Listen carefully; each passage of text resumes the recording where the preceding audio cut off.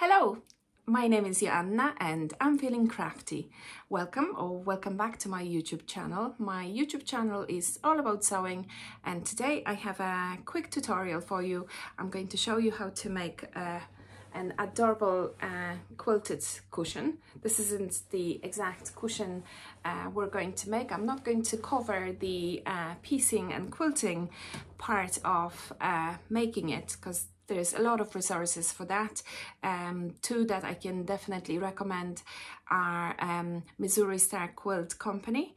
There's tons and tons of tutorials on their channel, but the one that really got me into quilting in the first place when I returned to sewing 12 years ago was Melanie Ham and her channel. Melanie sadly passed away earlier this year, but there's still a lot of resources on her channel, and I just thought mentioning her would be a lovely way to remember her and her contribution to this lovely community.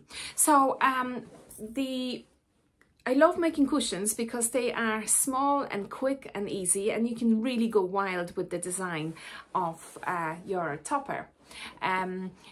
Sometimes I just have this urge to make, and I don't really want to think much about where it's going to take me, what's going to be the next step, and I sometimes just sit and quilt little panels like these, and then eventually most of them become cushions. So that's one way of using them. You can do other things with them. So the bit that I am going to show you today is the construction of the actual pillow. It's going to be an envelope pillow, and I know what you're thinking, what's new in envelope style pillow. We've done it so many times, but I have a neat way of finishing the insides. There's an example of a cushion. It's inside out. So this is my lovely quilted and patchworked panel. And this is your envelope portion that's on the back. But the star of the event is this part, which is, so I add another panel of fabric on the inside of the cushion, and that allows me to conceal all of my raw edges on the inside. And the reason why I do that is when I quilt my panels, this is one panel I made recently. This is just using a charm pack, which is 5 inches by 5 inches squares.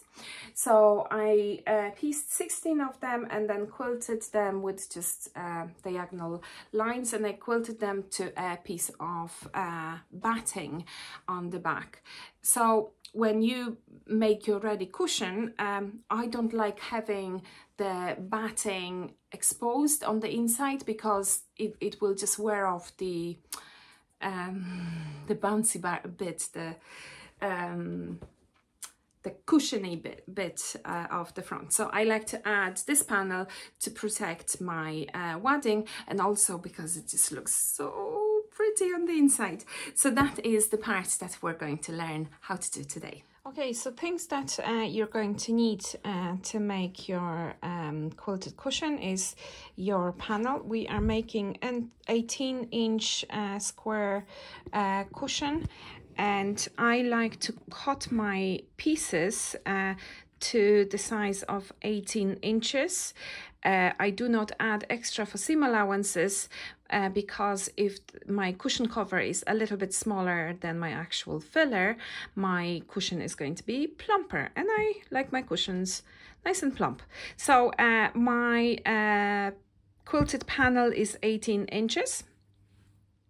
I will also need another 18-inch square piece of fabric, so that is going to go on the inside as a protective layer for my quilted panel.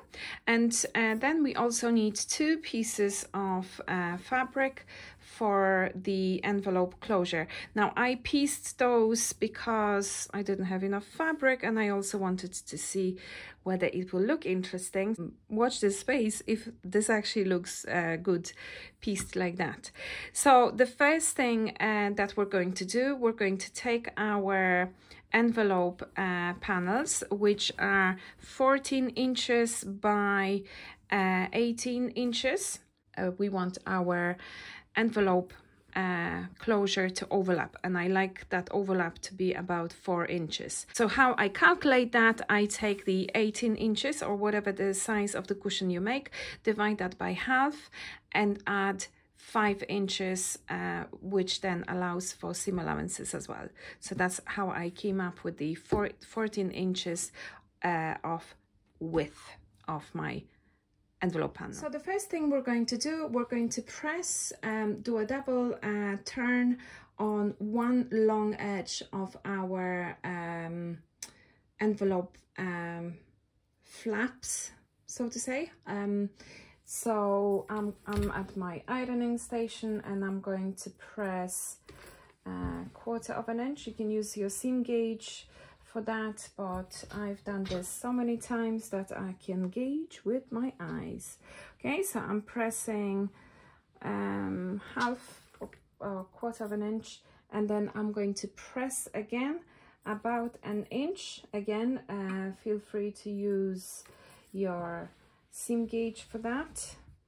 I kind of know what 1 inch looks like, so I'm going to eyeball it, but be as neat as you wish. Okay, so that's one done, and I'm going to do the same thing for the other one. So once pressed, you're going to bring it to your sewing machine, and we're going to top stitch that turn in place. I am using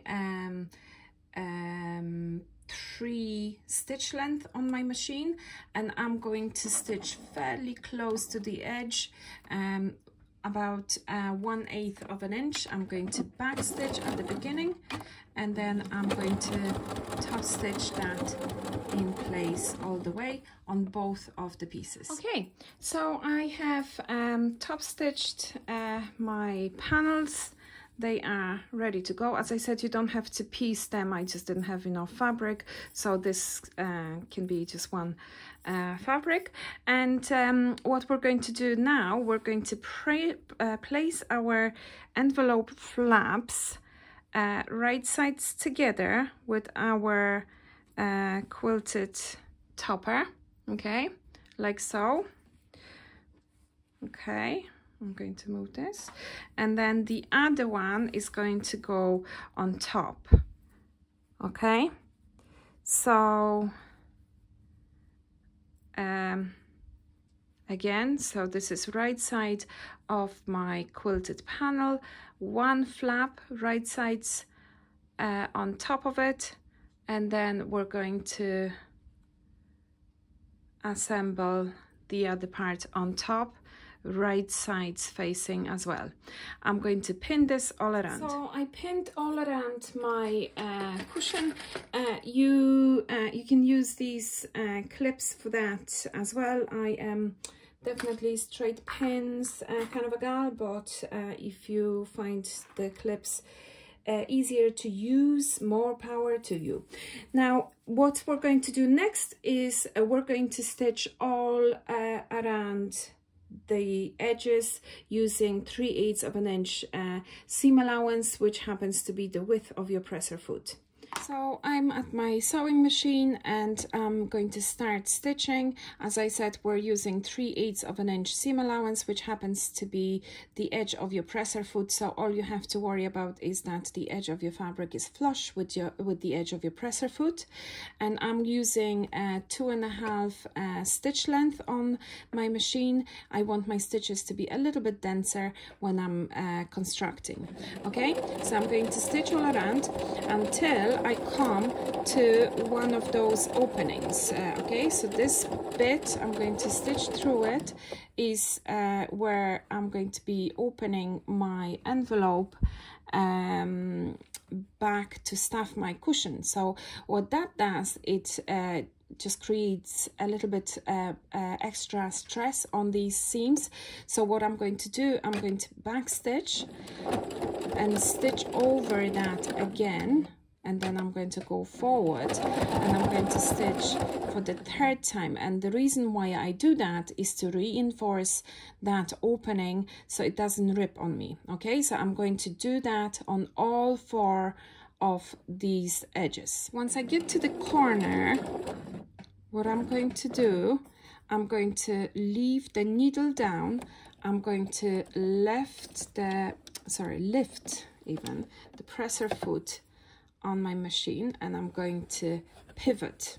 Okay, I'm leaving the needle down, it doesn't have to move, and then I'm going to continue sewing. So I stitched all around, and now I'm coming back to the spot where I started. So I'm going to overlap that, and of course I'm going to backstitch.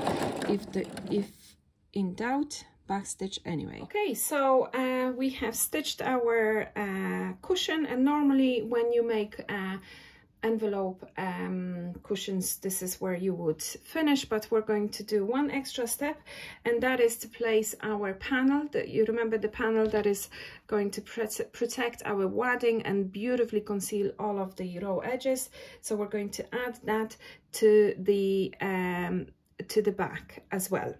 So if your fabric has a wrong side and a right side, you would want to place that panel right side facing wrong side of your backing. That's a little bit counterintuitive, and you might have this a little feeling of doing something wrong, but you're not, you're doing just fine. So right sides together, we're going to place that panel on top, and we're going to pin all around. Okay, so my cushion is pinned all around it, and what I'm going to do is I pinned from this side, but I will actually sew from this side, and the reason for that is that I'm going to be stitching on the exact stitch line that I did just a second ago. Okay, the only exception to what we did previously is that we are going to leave small opening so that we are able to turn our cushion right side out. So I'm going to mark myself a little opening. I usually use maybe 4 fingers, whatever. If you have a lot of quilting happening, you might want to leave bigger opening. Now, where do you put the opening? You put it on one of the edges that doesn't have the, you know, those envelope overlaps, because that might be a little bit too bulky to stitch afterwards. Okay, so I marked my opening just here, and I'm going to start at the opening. I'm going to backstitch, then pivot, pivot, pivot, pivot, and I'm going to come back to the other side of my opening, and I'm going to backstitch there. I'm using 2.5 stitch length, and I'm going to be stitching this with 3/8 of an inch seam allowance. One thing to remember when you're stitching over your previous line of stitching, if you go to the outside towards the seam allowance with your stitches, then the previous line of stitching is going to be visible on the outside. So if you need to do any kind of corrections to the neatness of your previous stitching, you might go on the other side, on the not the seam allowance side, the other side of your fabric, just like I'm doing right now. I'm not sure how well that is visible, but just remember to be neat and on the line of stitching or to the left of your line of stitching, otherwise the previous stitch line will be visible on the outside. Okay, so the back panel is stitched to the cushion. There's my opening just there, and the last thing that I'm going to do is I'm going to clip the corners. Yeah, all 4 of them. Be careful not to do what I just did. I'm going to fix that in a minute. So close to the stitch line, but be careful not to stitch through your stitches. And then we're going to flip this right side. So I'm going to find my opening, and I'll turn my cushion actually wrong side out, because we will get to the wrong side of our cushion. Okay, so my cushion is the wrong side out, but as you can see on the inside of it, all of my raw edges are very neatly and beautifully concealed. I'm going to give it a quick press, and especially I'm going to give this section a press. Remember, this is the opening, so we're going to press it and then slip stitch it by hand. It's not really something you can do on your machine, or else the stitch will be visible on the outside of your cushion.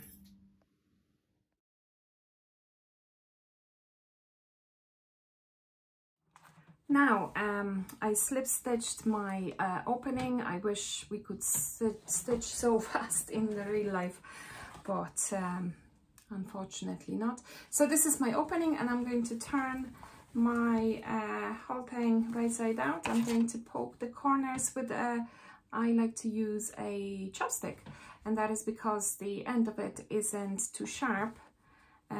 Don't fight the urge to use the tip of your scissors, because it'll pierce through your fabric, and that would be quite difficult to repair. Ask me how I know. So I'm going to poke my corners because I like them nice and sharp.